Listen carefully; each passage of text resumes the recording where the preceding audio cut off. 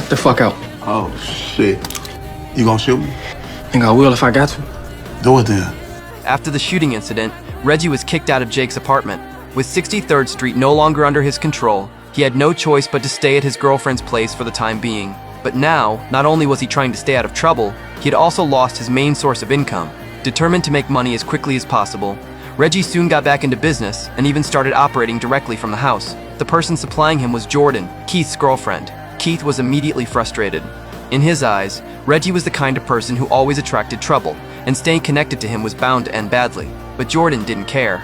She even fired back by asking Keith whether he could make money for her instead. That one question left him speechless. Jordan then admitted that the only reason she was helping Reggie was because she needed money to take care of her mother. But Keith believed that nothing good ever came from dealing with Reggie. Jordan, however, couldn't afford to worry about that anymore. She simply had no other choice. But the truth couldn't stay hidden forever. Reggie's girlfriend discovered the items he had been keeping in the house. She immediately demanded to know why he had brought them home again. What frightened her most was the possibility of authorities showing up one day. But Reggie brushed it off completely.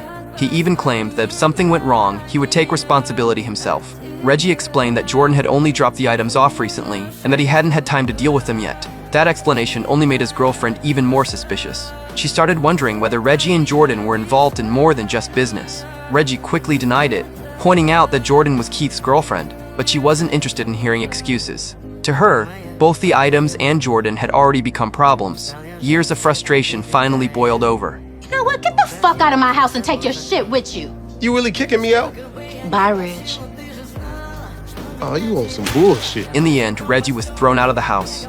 He went to visit his brother Victor in prison, hoping to stay at his apartment for a while, but Victor wasn't exactly happy to see him. When he learned that Reggie had been kicked out because of business-related problems, he looked even more disgusted. He knew very well that Reggie's business was rarely anything legitimate.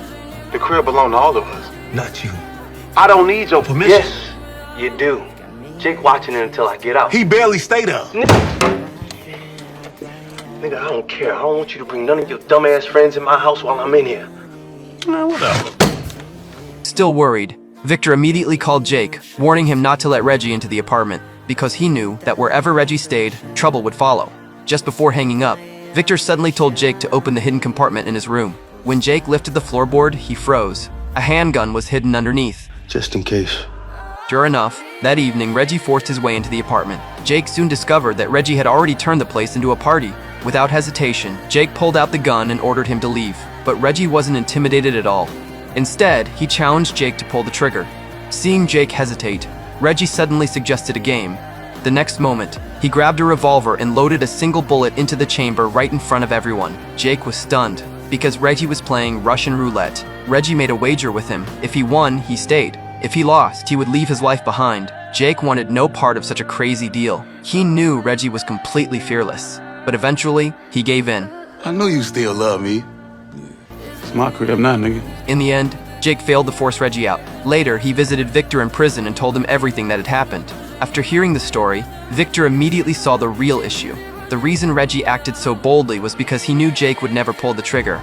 Victor warned him directly, if there's no intention of using a gun, don't pull it out in the first place. Otherwise, it only gives the other person more confidence. Jake was out of options. All he could do was ask Victor when he would finally be released, because by now, Reggie clearly no longer took him seriously. Not long afterward, Jake organized a neighborhood dance event. He simply wanted to bring the people of 63rd Street together, but Reggie saw it as a business opportunity. He openly conducted deals at the event. That crossed a line for Jake. He refused to let this place become another version of 63rd Street. You already know you can't do that shit in here, bro. Boy, if you don't get off my They will shut me down. nigga, you good. Nigga, no the fuck I'm not. Jake, get the fuck out of my face, nigga. You got me fucked up, nigga. The argument finally turned physical.